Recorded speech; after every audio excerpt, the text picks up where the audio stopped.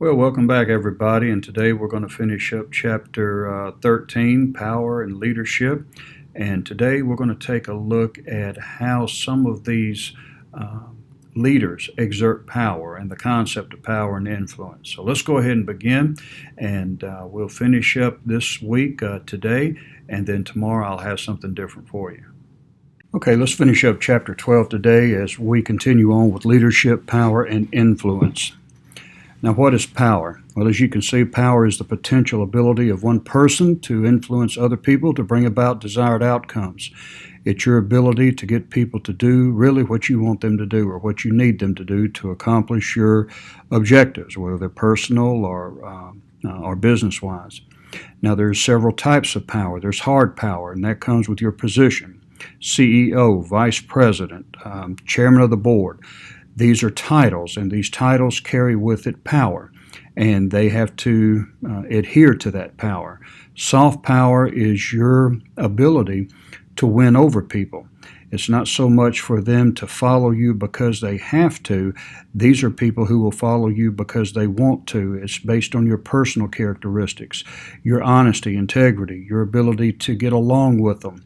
You've won their trust and so forth. So power is the ability to get people to do what you want, and you can do that through either hard power, which is based on your title or position, or soft power, which is your ability to relate.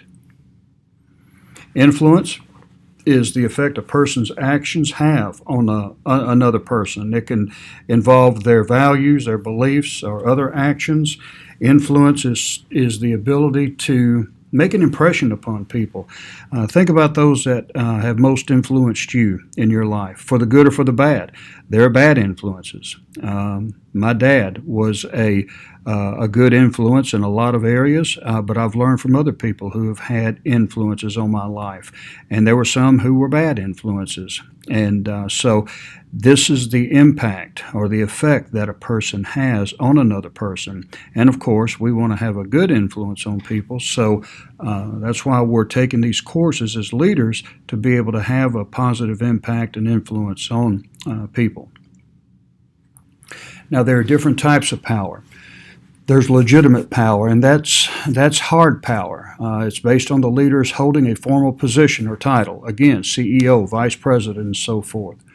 Reward power is given to a person who has the ability to hand out rewards. Let's say, for instance, you are the one who determines salaries or wages or bonuses and so forth, or maybe you can give extra days off to people or bonus days. This is a person who has that type of reward power, and if you can pad their pockets or improve their life, they will listen to you. Coercive power is the opposite. It's the ability to give out sanctions, which means punishments or consequences. It could be withdrawing pay, it could be firing people, it could be just pretty much anything that has a negative impact on that individual. Expert power is the ability to know certain things that no one else does, and this is probably one of the most coveted types of power in business today. And back in the 80s, we flattened organizations and we got rid of the experts, the middle managers, and that left quite an impression upon them. We decided that that wasn't a good idea, so we brought them back, but they haven't forgotten. Many people today will tell you what you know, but they won't tell you everything that they know. That's because they want to make themselves invaluable to that company, so that if they got rid of them, they would struggle and hurt. So this has caused a lot of really not conflict, but it's caused a lot of distrust in the organization. And many people today, they won't train you in everything you need to know. They're going to hold on to certain aspects of that job that are critical that only they know, and that's their way of being able to keep their job. Referent power is based on the personal characteristics of a person being admired and respected. People like to be around you, and they want to adopt your viewpoint. There are people who just have that natural charisma to get along with people and to win them over. So that would be referent power. Now, there are some other terms here as well. We have compliance, and that's just following orders. You have to agree, or not agree, but you have to follow or submit to that authority, and the Bible says that. But now, there's a difference between authority and abuse of authority or non-Christian authority. Peter stood up against all of the high-powered people when they told him to be quiet. Now, they had power, they had they had hard power. They were in positions of authority. They told Peter to be quiet, stop preaching. But what did he do? He said, I can't help but preach the gospel. So there's civil disobedience that can occur when it comes especially to violating a Christian standard. But normally compliance is following the directions of the person with power. You don't have to agree with them, but as long as it's legal and it's not immoral or anything, we as Christians are to comply. Resistance, that's the act of disobeying orders or avoiding carrying out instructions. I have the example of when I was the Dean of Adult Education for a college. They wanted me to really torpedo one of my workers' careers by wording her personal evaluation in a way that they could get rid of her whenever they wanted to. But the only problem was that the person was a good worker. There was no need or justification for that type of those types of remarks that they would want me to put in. So I refused to do it. So that's resistance. Now, I had to move on. I had to resign, but it was worth that so that I could keep my moral integrity. And the institution has folded. So you just stay faithful to God. But resistance is acting in disobedience to orders. Again, preaching the gospel. Peter resisted that when they told him not to preach it. And commitment is adopting the leader's viewpoint and enthusiastically carrying out instructions. Now, enthusiastic and work is not two words that usually go in the same sentence. But if you have a good relationship with the leader, if the leader is able to influence you positively, then chances are you're going to carry out and be committed to those actions that the leader wants carried out. Now, responses to the use of power. You have here on the position power, hard power, you'll either have compliance or resistance. If you use the appropriate use of power, they'll comply. If not, they'll resist.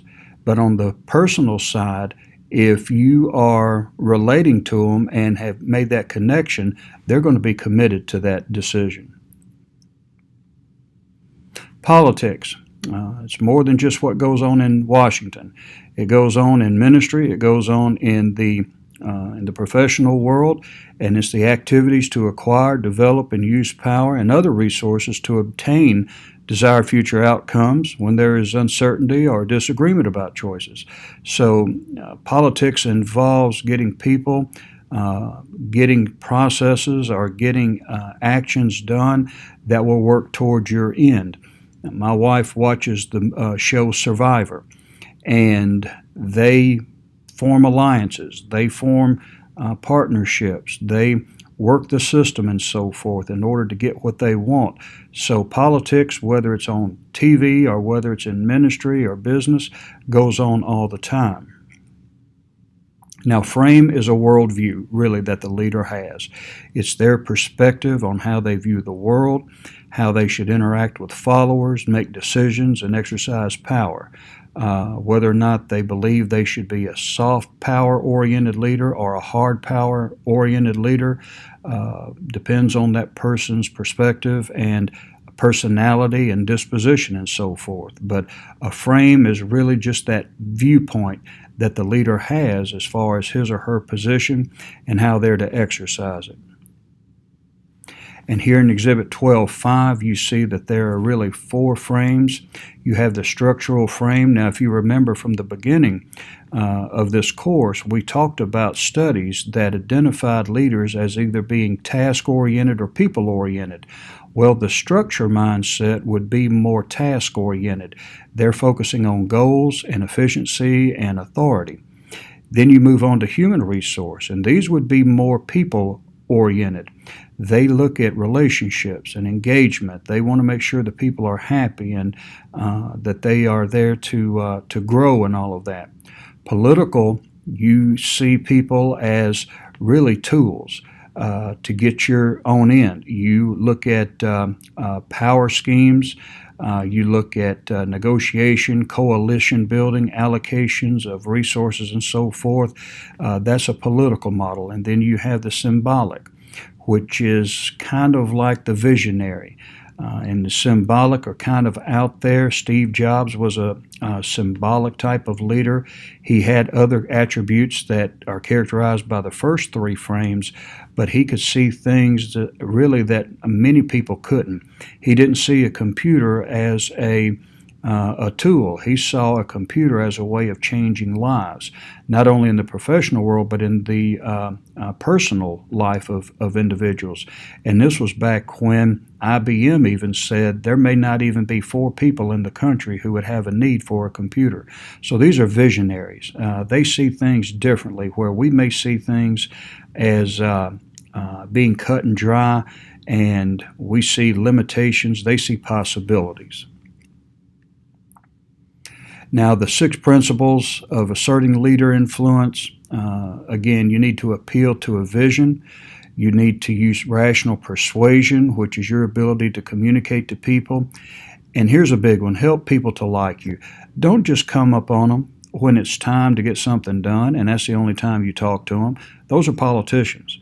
Politicians will come and you won't see them until it's time to vote. I have our sheriff in DeSoto County. The only time he comes to my church is right before Election Day. And he'll come because we usually have our annual barbecue lunch right before the election time. And that's when he'll show up. He'll show up for the food, and he's gone. And we won't see him again until it's time to re-elect him or whatever. But don't be like that. We expect that out of them, but leaders need to be likable, approachable. They need to be people-oriented and task-oriented, but not just when it suits them. They need to be that all the time. Rely on the rule of reciprocity, which means what goes around comes around. I've learned that if you want to do it all on your own, you better be right in every situation and every decision. So it's good to have people come and take part in the fruition of your goals, and to make sure that you're treating them fairly and right, and they'll return the favor. Develop allies. Again, you need to have those who are going to be in your corner, and then ask for what you want. You know, the Bible says you have not because you ask not. So we need to ask for what we want, specifically when it comes to resources and influencing people in getting them to do what we need them to do. Now we have personalized leaders and socialized leaders. Personalized leaders are more self-interested. They're looking for things that are going to benefit them. Socialized leaders, they're pretty much people-oriented. They're more communal, to where they see their efforts as going towards the group, whereas the personalized leaders are more into doing it themselves, and they are seeking self-centered goals and so forth. Well, today we got a chance to take a look at power and influence and how these leaders are able to get the things that they want done accomplished. We also took a look at some of the processes and the mindsets of leaders, whether they're going to be more relational or whether they're going to be symbolic or geared towards the task itself. God created us differently, and as such, we have different leadership styles. There's nothing wrong with any one of them as long as they're used within the proper parameters. Well, that's going to do us for today. Tomorrow we'll resume with some more issues on power and influence and leadership. But until then, you have a good day, and we'll see you tomorrow.